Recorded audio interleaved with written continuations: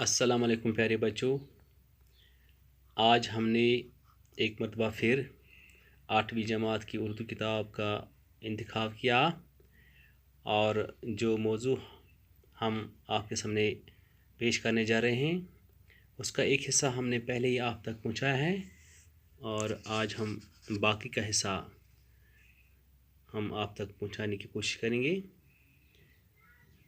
تو موضوع جو ہے وہ ہے نوبل انعام کی کہانی۔ تو باقی کا حصہ میں آپ کے سامنے پیش کرنے جا رہا ہوں۔ آپ اپنی کتاب اپنے سامنے رکھیے۔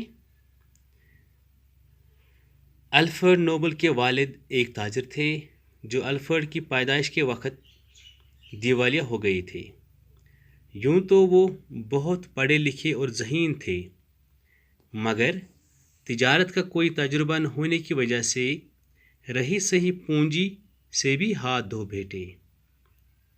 الفریڈ نوبل 9 برس کے ہوئے تو ان کے گھر والے غریبی سے تنگ آ کر وطن چھوڑنے پر مجبور ہو گئے۔ وہ سینٹ پیٹرز برگ چلے گئے۔ یہ شہر اس زمانے میں روس کا دارالسلطنت تھا۔ کچھ عرصے تک تو الفریڈ کی تعلیم گھر پر ہی ہوتی رہی۔ جب گھر کے مالی حالات اچھے ہو گئے تو وہ باقاعدہ تعلیم حاصل کرنے کے لیے باہر گئے۔ انہوں نے یورپ بھر کا دورہ کیا اور کئی زبانیں سیکھیں۔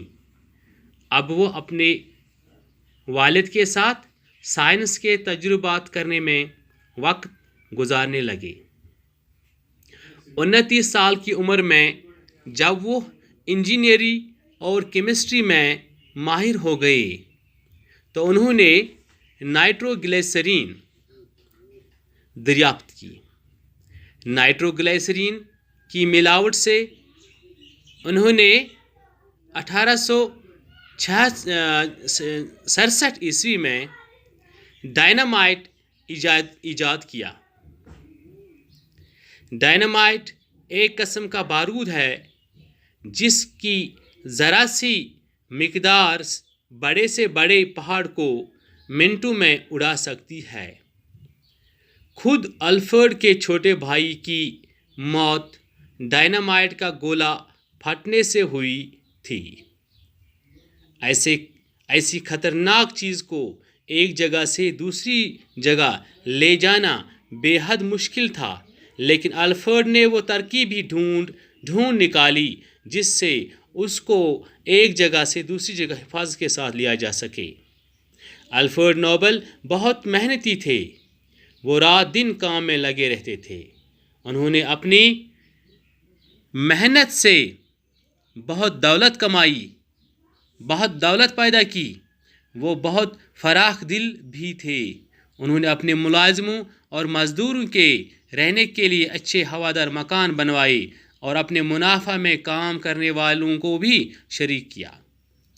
الفریڈ نے ڈائنامائٹ کی ایجاد اس لیے نہیں کی تھی کہ کہیں اسے جنگ کے لیے استعمال کیا جائے اور انسانی بستیوں کو تباہ و برباد کیا جائے۔ اس ایجاد سے ان کا مقصد یہ تھا کہ پہاڑوں اور چٹانوں کو توڑ کر پتھر مہیا کیے جائیں اور کانوں سے دھاتیں برآمد کی جائیں۔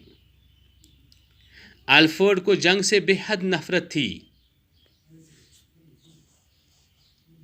ان کی دلی خواہش تھی کہ دنیا کی تمام قومیں آپس میں امن و صلح کے ساتھ رہیں۔ اسی لیے ہر سال امن انعام اس شخص کو دیا جاتا ہے جو دنیا میں امن قائم کرنے کے لیے کوئی غیر معمولی کارنامہ انجام دے۔ الفریڈ ایک لڑکی سے شادی کرنا چاہتے تھے مگر اس کا انتقال ہو گیا۔ اس سانحے کے بعد انہوں نے اپنی ساری دولت نیک کاموں کے لیے وقف کر دی۔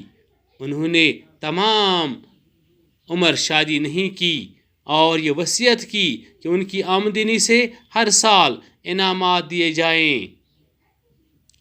لہٰذا ان کی وصیت کے مطابق ہر سال دنیا کے بڑے سائنسدانوں، ادیبوں، ماہرین اقتصادیات اور امن کے لیے کام کرنے والوں کو یہ انعامات دیے جاتے ہیں۔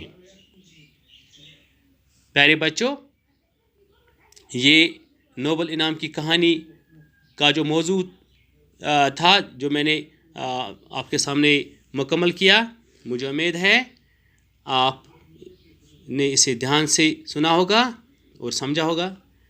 انشاءاللہ اگلے ویڈیو میں دوسرا کلاس لے کر ہم آپ کے سامنے آئیں گے انشاءاللہ۔ تب تک کے لیے اللہ حافظ، اور ہماری طرف سے آپ سے یہ گزارش ہے کہ گھر پہ رہیے، سلامت رہیے، صحت سلامت رہیے، اور ہماری طرف سے آپ کو